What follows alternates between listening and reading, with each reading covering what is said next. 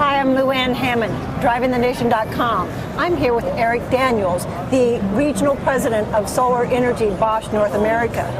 Nice to speak with you, Luann. Eric, I'm really excited to speak with you. You come up not only with solar panels, but you're also working with Eaton on a charging unit to go inside the vehicle. You're also working on a storage capacity.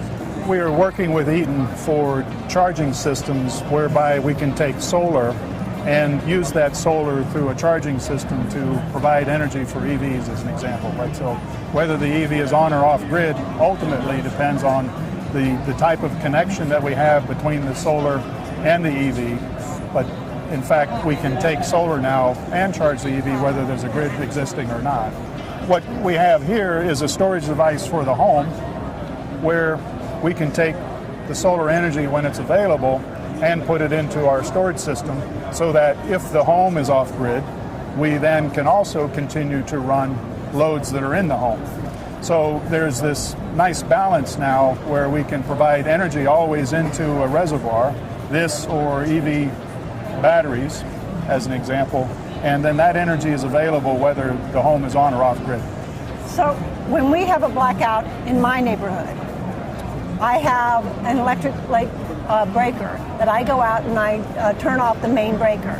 Then I take my generator, I plug it into my dryer, and my generator gives me some energy for my home. I can't use all of it, but my generator runs on propane or gasoline. So if you have this storage battery, does it have to run on something, or does it use the electricity that you've stored on it to run it and to run the house?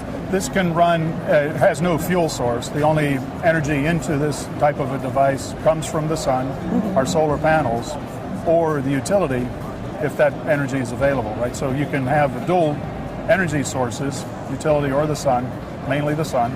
Once I run out of the electricity that's in here, can I then put the electricity from the electric vehicle into my battery here, into my generator, and use it to generate the rest of the house for electricity? That's one of the new interesting areas that I've been extremely excited about. If you think about the energy balance of where we get it as a generator, think of the solar panel as the generator. This is merely a reservoir. This is where it stores that energy.